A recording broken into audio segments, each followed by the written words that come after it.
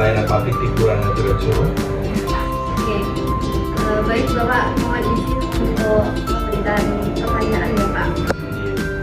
Di sini saya akan bertanya tentang data administrasi. Jadi kalau di Kelurahan Ngadirejo ini semacam kayak keluhan dari masyarakat yang sering terjadi itu apa aja Pak?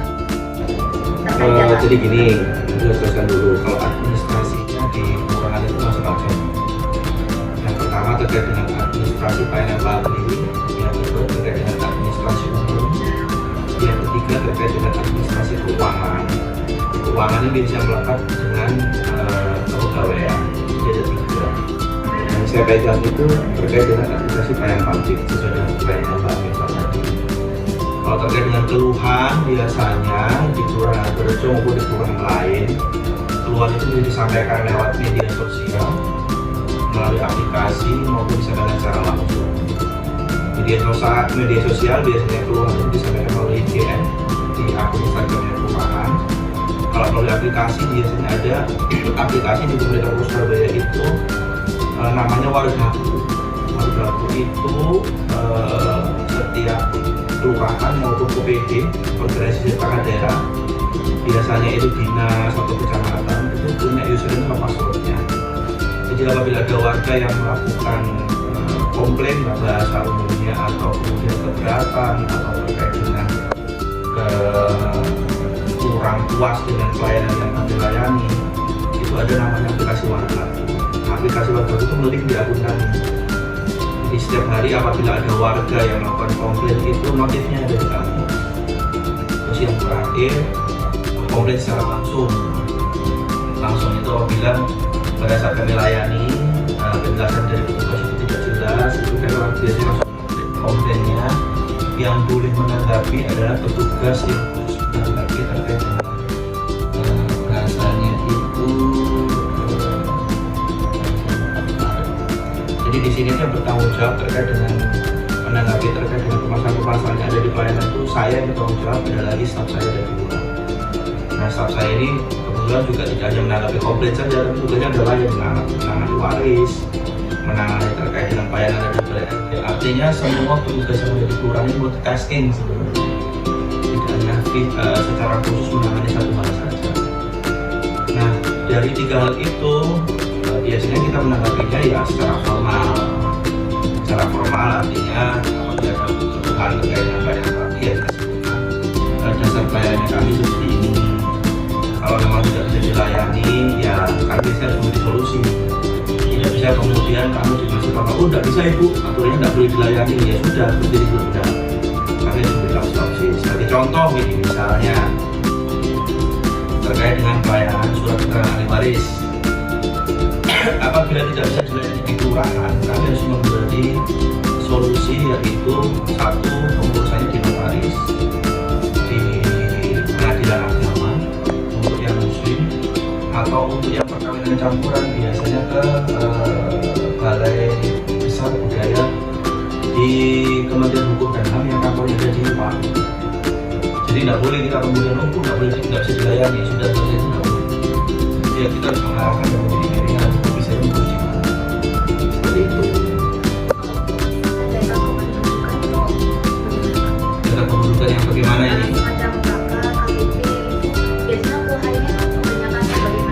Kebanyakan yang apa dulu nih? Karena pertanyaannya ini agak umum. Iya, karena kan kalau misal data KTP sama nama itu kan kalau KTP namanya kadang juga sesuai dengan sama. Oke, saya jelaskan ini.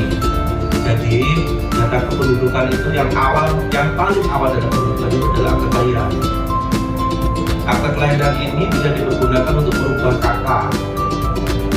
KK bisa dipergunakan untuk merubah KTP. Jadi kalau misalnya nama di KTP itu beda dengan di KK, merubahnya KK. Tapi kalau misalnya nama di KK berbeda dengan akte kelahiran, yang diambil adalah akte kelahiran. Jadi kalau misalnya nama di KTP dengan di akte kelahiran beda, mengikuti data akte kelahiran. Yang diproses bagaimana ya kakaknya dulu dirubah. Dasarnya apa? Akte kelahiran. Baru kemudian mengajukan beberapa KTP dasarnya kartu keluarga. Bagaimana prosesnya Pak?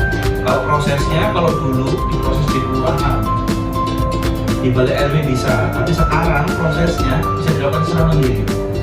Ada namanya website atau aplikasi atau apa ya bahasanya, akun daring, itu namanya Clamp Integration. Nantinya ke depan pada akhir tahun 2025 seluruh warga Surabaya punya akun. Jadinya nanti kalau misalnya warga mau merubah data, misalnya dari yang tadinya sekolah, kemudian sekolahnya itu SD, kemudian dia jadi SMP, bisa dilakukan secara mandiri. Syaratnya apa? Melampirkan ijazah terakhir. Atau misalnya dari SMA menjadi kerja, misalnya dia keterima di TNI atau PNS, dilampirkan SKM, nanti diupload.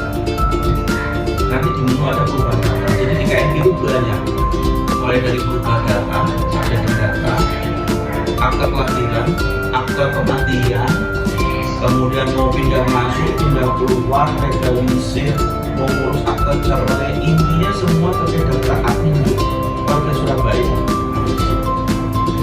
Berarti itu bisa diakses secara online juga? Iya kan online. Oh, jadi semua sekarang ke online? Online dan paperless. Jadi kalau perlu apa-apa tinggal di-print ulang. Makanya sekarang ada IKB, identitas kependudukan digital. Di IKB itu ada kata, ada biodata, ada KTP digital. Kemudian nanti kalau sudah sinkronisasi, nge-link dengan BPJS, nge-link dengan kalau dulu itu kalau saya nge-linknya dengan kartu PNS, kemudian BPJS, kemudian dengan itu apa namanya kartu vaksin, terus kemudian nge-link dengan NPWP, nge-link juga dengan dokumen-dokumen yang elektronik yang ada hubungannya dengan ngomong. Baik, terima kasih. Berdasarkan data terbaru untuk jumlah penduduk Kelurahan Anggerejo tercatat sebanyak 42.073 jiwa.